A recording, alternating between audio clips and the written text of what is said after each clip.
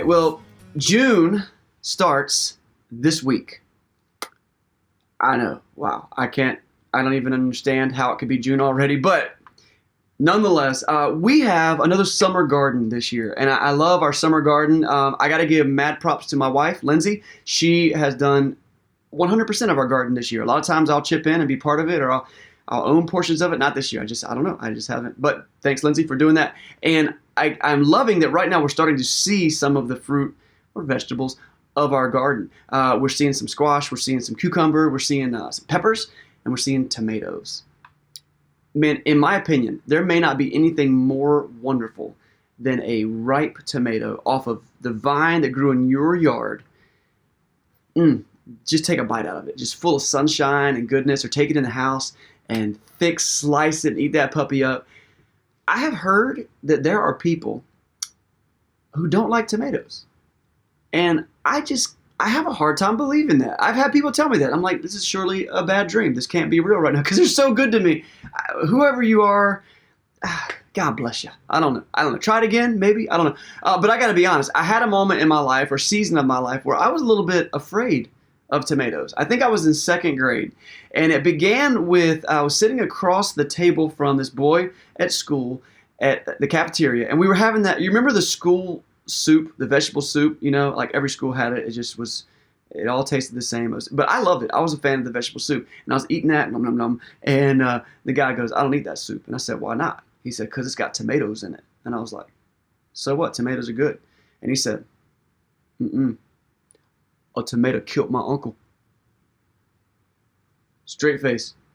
I was like, I'm sorry. I had no idea. I didn't realize. I had no idea that a tomato killed your uncle. I didn't know tomatoes could do that. And I'm not going to joke. I did not finish that bowl of soup. And for a while after that, I was a little suspicious of tomatoes. In fact, if they were serving tomatoes somewhere, I'd just be like, somebody about to drop dead. And it's not going to be me. And I started eating tomatoes again. It wasn't a big deal. But I was probably 16 years old when it finally hit me. You know what? I bet that kid didn't have all his facts straight.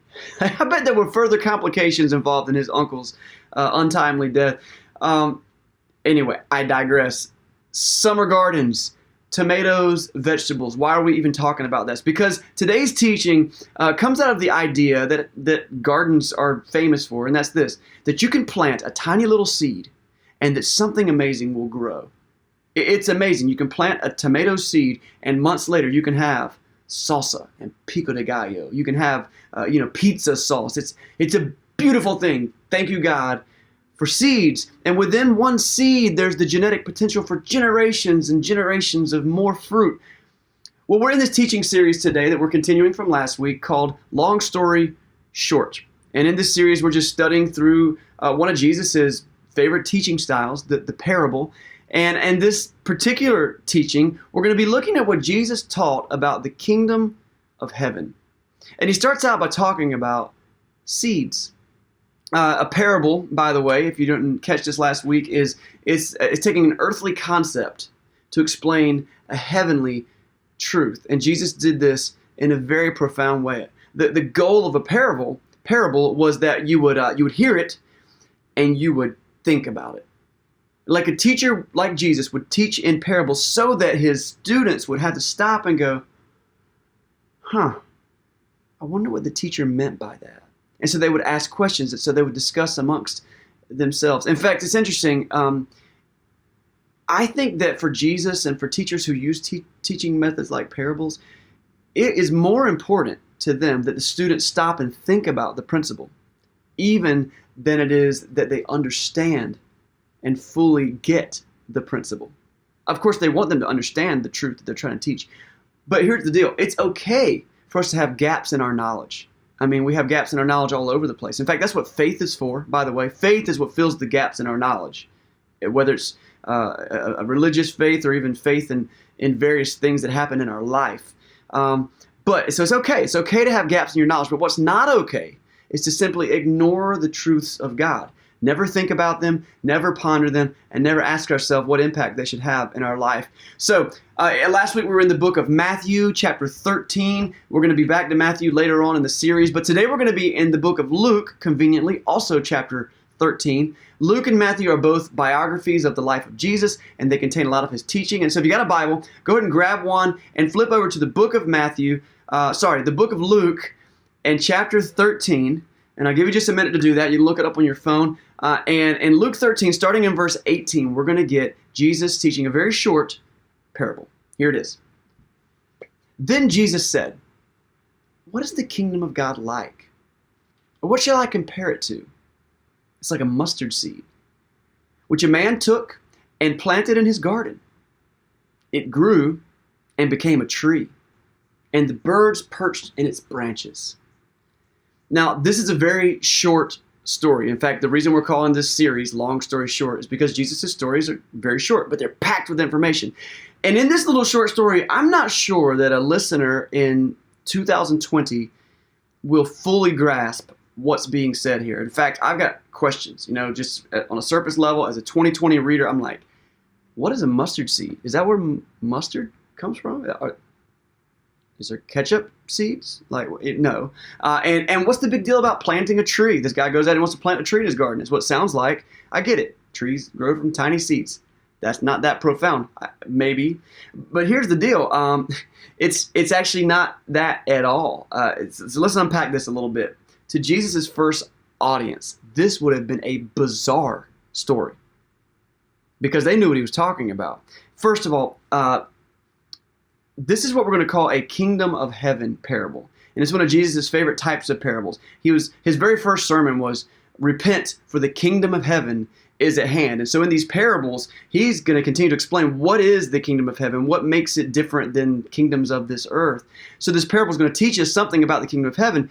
And so secondly, the thing we need to know is that the main character, the mustard seed, is the star of the story.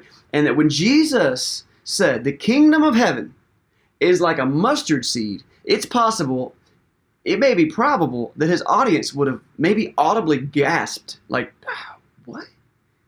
That doesn't seem right.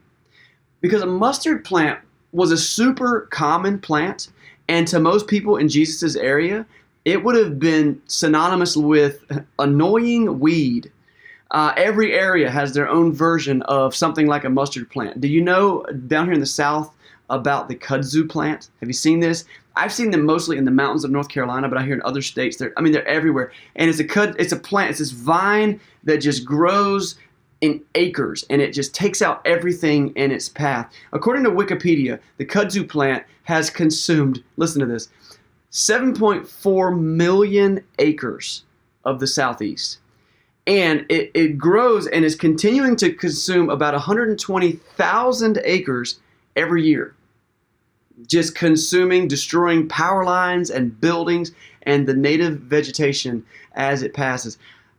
That's horrifying. I had no idea that kudzu was quite as destructive as that, but it is, and the root bulbs of these kudzu plants, I've heard like the size, some of them like a VW Beetle, like they're huge, and they're actually not native to North America, and when they were brought over, they just took off like wildfire, and initially people loved it. They thought it was beautiful. Before long, it was just this crazy, annoying weed. At my house, we recently did a lot of yard work one whole weekend where there was this weedy, viney thing that was growing. It had completely taken over our back fence, and it was ugly, and nothing we did would take care of it. So we decided to take a weekend where we literally ripped the fence out and began to dig in the ground, trying to get rid of this entire vine. And we did. We got rid of it, and it looks a lot better. But here's the problem. Despite our best efforts, just a few days ago, I was out there, and those little vines are starting to poke their little heads up out of the soil again. Annoying vine. They don't go away. They're super hard to get rid of. And so Jesus says, the kingdom of heaven is like a mustard seed, which a man planted in his garden. And the audience would have said, what? Who in their right mind would plant this annoying weed in their garden? I'm not sure how true this is, but I have read that there was actually a low-key law, like a rabbinic law, that prohibited people from planting mustard seed in their garden. Like it was like kind of against the law to this because it would just destroy everything around it. It would spread around to your neighbor's yard, and it just wasn't cool. Yet Jesus is like, I ain't stutter. No, the kingdom of heaven is like that. Okay, so hold that thought. He says that this plant grew into a great tree. What's the big deal about planting a tree? Well, here, what I've learned about the mustard plant is that the mustard plant doesn't grow into a tree. Now, there's a version that I think that will grow into a pretty large bush, up to 15 feet tall. That's a pretty big bush, but it's not like this majestic tree that Jesus seems to be describing where birds of the air will come and make their nests and take refuge in. So what is Jesus talking about? His audience would have known, like, wait a second, why are you planting this mustard seed in your garden? And two, I don't think mustard plants do that. Now, anytime you hear in the Bible something that just really sticks out jarringly like that, that means that the teacher wants you to lean in and ask questions. That's the point. He's telling it this way on purpose. It's supposed to get our attention. So here are our key components as we start to break this thing down. The seed of an annoying plant, okay? It's really worth noting, too, that the mustard seed is a famously small seed. In another place, Jesus actually calls it the smallest seed of all. It's not actually the smallest seed. There are smaller seeds. I don't think Jesus is trying to make a scientific statement that this is definitively the smallest seed. I think his point is mustard seeds are very, very small. Okay, that's the first thing. A small, annoying plant. And then we've got this farmer who makes the really unconventional decision to plant that seed in his garden, which nobody would do. Third, we see that this seed is going to turn into this huge, welcoming tree, which is unlikely. And three, this is a key detail, the birds of the air will come and rest on its branches. And that is huge. One of the methods that a rabbi would use in teaching, especially while using parables, is that while he was teaching, he would embed clues into the story that would allude to Old Testament stories, Old Testament teaching. And this was something that the disciples would have been very familiar with. In fact, all throughout Jesus' teaching, it's there. Our modern, untrained American reading minds don't see this at all. But these disciples, most of them, anyone who was under a rabbi like Jesus, would have had the whole Old Testament memorized. Okay, they lived in the text. They loved the story of the Bible. So anytime these references come up, it immediately would make them think, oh. And so then it was expected of them after this teaching time that the disciples, the students, would gather around and they would say, what do you think the teacher meant when he was talking about that tree and those birds? You know, it made me think about, now it's very commonly believed that one of the most obvious things the disciples would have thought about would be a story from Ezekiel chapter 17. I'm not sure how familiar you are with Ezekiel. It's one I've tried to become familiar with, and I'll be honest with you, I'm not super familiar with it. But in Ezekiel chapter 17, we get the story of this great cedar tree that grows up on the side of a mountain. It was a splendid tree, and all kinds of the birds of the air came and rested in its branches, and they took refuge there in its shade and found shelter. Immediately, the disciples would have been like, I got that one. In these Old Testament stories, also, wild animals, particularly birds of the air, and I think fish too, and other things, they would represent people. For example, when Jesus tells his disciples, I want you to become fishers of men, I want you to be fishermen for men, like that's even an allusion to some of those old ideas. But even more significantly, most often in the Old Testament, it would refer to like the nations, as in the Gentiles, as in the people who weren't Jews, who weren't children of Abraham, and that would be how they referenced it. So now, like last week, we learned that Jesus would have wanted his audience to stop and think about this. And then they would have taken some time to discuss it amongst themselves. And then answer the question, what is the kingdom of heaven like? Well, at first it starts small, like a mustard seed. And the kingdom of heaven is going to enter places unconventionally and in unexpected ways, like some crazy farmer who's going to plant this seed in his garden. And sometimes people are going to see its growth as an annoyance, and they are going to want to get rid of it, but you can't kill it. You can't kill the kingdom of heaven. And as it grows, it will begin to create something strong and powerful, unlike the thing that was initially planted, that the birds of the air or all the nations can come and rest in its branches. Do you start to see the light bulbs coming on? Do you see the message that's being shared about the kingdom of God? And it's come true. I mean, since that day, Christianity went from being this obscure sect of Judaism that was initially persecuted and hated on even by its Jewish brethren, to one within 300 years, it was massively culturally accepted in that part of the world. And it grew to where today it is one of the world's largest faith bases. Because here's the thing, it's not because Jesus was such a great teacher, though he was a good teacher. And it wasn't because these stories were so amazing. It was because 3 days after Jesus was confirmed dead, he started to appear alive. Convincingly alive. And people saw that and they talked about it and they said, this guy and the things he taught, that's his kingdom. That's the kingdom of heaven. And the message begins to spread. Now, for the men of the day who stood and heard this story about the mustard seed, they would have been like, man, I get it. I know that old rascal, that old mustard seed. I'm familiar with it. And Jesus goes from there right into a second parable today. And so we're going to be looking now in verse 20 and potentially for the ladies listening.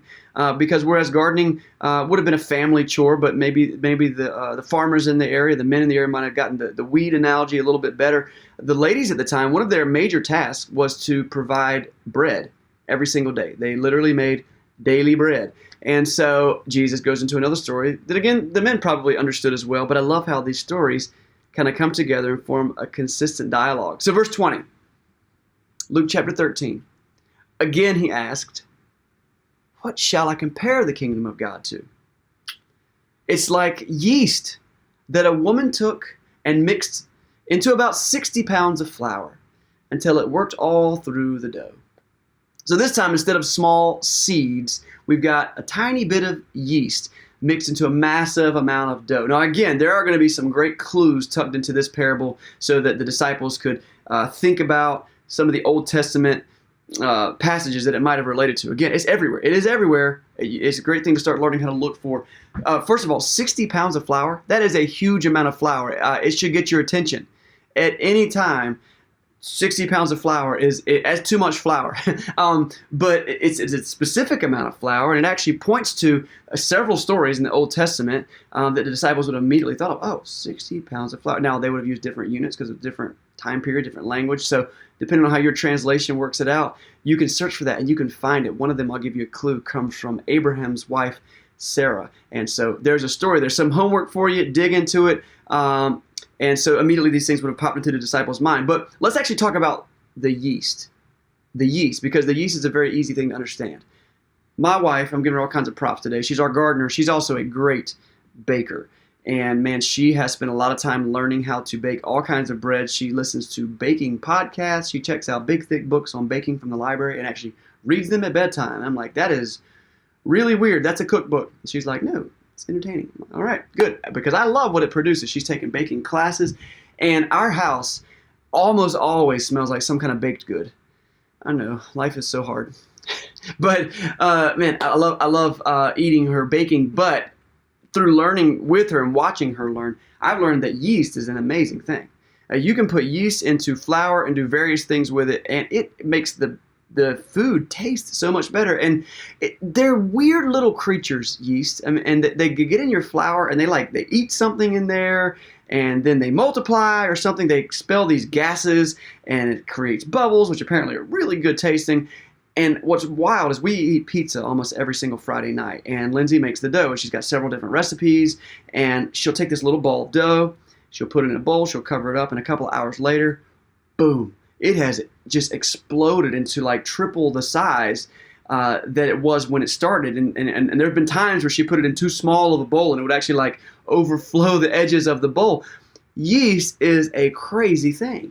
Now, here's the deal. I won't go into a lot because you're smart people. The yeast parable is very similar to the mustard seed parable. The idea is the kingdom of God grows from very small things into very big things. And the kingdom of God grows by entering into an old life. This is the yeast portion of it. Into an existing life and consuming that existing life and changing it over time as it grows. You see that picture? Christianity has grown from the followers of Jesus who give up their broken, messed up, sin-filled, destroyed lives, and they exchange it for a brand new life that Jesus implants in them, and it begins to grow. And it started with one person, but it has grown as each generation of disciples have come along and helped the kingdom of God expand. It's like yeast. And it gets into that flour and it makes something beautiful and amazing and completely different. Again, there's a metaphor of big results coming from small, faithful beginnings. And so what do mustard seed and yeast have to do with us today? Well, my first advice is this. Stop and think about it. Like, seriously, if you're in a place where you can pause this video and stop and take some notes, that'd be great. But stop and think about it. These parables are not meant to be decoded and cracked and solved like a crossword puzzle. And that's a lot of times how we Western thinkers try to approach Scripture. We're like, let me crack the code. Let me solve it. Instead, they're supposed to be stewed on and marinated and pondered, thought about. And it may take a long time for it to really get inside of you. So here's some questions for you to chew on. This will help you chew as you pause and think. Number one, what do you think the teacher was saying? What do you think Jesus was talking about? What is the kingdom of heaven like? That's another question. Based on this teaching, what would you say the kingdom of heaven is like? Here's another question, really deep, very powerful question. Are you a citizen of that kingdom? If so, how do you know? How do you know that? It's not a judgmental question. It's just a probing question, asking yourself, what makes me believe that I'm part of this kingdom? And if so, what does the kingdom of God mean to you? It should be more than just a passing fad in our life if these things that Jesus teaches are true. So those are the kinds of questions as we go through the kingdom of God parables that you can study ahead and you can start looking at that and asking yourself those questions. Now, I'll share with you what this parable has taught me about the kingdom of God over the years and in my study for this week. The kingdom of God, this is the biggest takeaway I get. The kingdom of God is not about huge earth-shaking moments. Let me explain that. Sure, there have been plenty of huge earth-shaking moments within the kingdom of God. In Acts chapter 2, thousands of people come to Jesus in faith, and thousands of people are baptized like on that same day, and it must have been amazing. It was a huge earth-shaking moment. I've been to camps and conventions where hundreds or thousands of people just have this unified moment of faith or worship, or we do something really cool. And those are earth-shaking moments. And sure, those moments happen. I've heard about mega churches where 20,000 people will gather on a weekend, and together combined, they do good. They do amazingly good things. I've heard about churches, and what I mean by the church is like Christian people in a city standing up in a time of crisis and making a huge difference. Like in a one big fell swoop. It's an earth-shaking moment. And those are amazing and they're undeniable. I'm not saying they don't happen in the kingdom of God. But what I learned from this parable is that those things are the exception rather than the rule. Jesus said the kingdom of God is like a mustard seed, which a man took and planted in his garden. Tiny little seed, unconventionally placed, and it grew into a tree that the birds perched in its branches. We have these opportunities to make small, incremental, unconventional choices every day, challenging the status quo, standing up like freaks of nature in our society. Small little things, unconventional ways of coming in and infiltrating the world. Each time you love someone by being selfless instead of being selfish and looking out for yourself, mustard seed. Each time you take up for an underdog and you stand up for an injustice. I'm not talking about grandstanding or making a big rant on Facebook, like good for you for that. But I'm talking about like you actually get out there and do something. And you put feet to the road and you go find the problems and you deal with that on a personal level. Mustard seed, unconventional moment. Each time you have a little more food than you can eat or a little extra income than you need for your daily bread, and you take that extra, that overflow, and you share it with someone in need, man, that's a mustard seed moment. when you volunteer at a school, or when you sign up for a foster care class, or you offer to take an elderly or disabled person to the grocery store, or you contact them to make sure they're okay. Look, no one's going to show up at your house with a Medal of Valor for you. You're not going to end up on the evening news. These are private, small moments. It's when we decide to have, decide to have integrity instead of choosing to sin, and no one will ever know. These little moments, that's what the kingdom of heaven is made of. Now, they don't stay small, because once they take root, they begin to grow. But you're planting seeds for the kingdom of God, and as they take root, and as they spread for generations, these unconventional, occasionally annoying, Christ-like moments will grow into a tree on which the birds of the air, the nations, can rest in its branches. Guys, that's what the church should be. We should be a community of people who has allowed that seed to take growth inside of us, to begin to change us. Long story short, the smallest of kingdom-minded moments will grow into a massive kingdom-focused life. If we begin these small things and we allow those small things to begin to penetrate us, over time, it will change us. This is just our first Kingdom of God parable. There are several, and we're going to get to a couple of them in this series. And I think one reason why I love them so much is because just like a mustard plant, that love for the kingdom of God begins to grow in us. And it starts to take over us. All of your life, these plants start to take root in different areas of our life. And so here's the thing that I start to see throughout all of these kingdom of God parables. And let me say it this way. If you have areas of your life, moments of your life, choices in your life that you're making that are not kingdom focused, you've got to get rid of them, because they're standing in the way of the growth of the kingdom of God in our life. Just like last week where we talked about preparing the soil of our heart and getting the rocks out and the thorns out of the way. Like, I don't want to mix the metaphors. These are two completely different parables. They refer to two completely different ideas. But man, the overlap of what they do and what they mean for your soul and the souls of the people around you is huge. It's huge, and it should change us. As the mustard seed comes into your life, it should begin to change you. And just like yeast, turn you from a lifeless lump of flour into a breathing, growing ball of flour that can become something amazing and delicious. Have you entered the kingdom of God yet?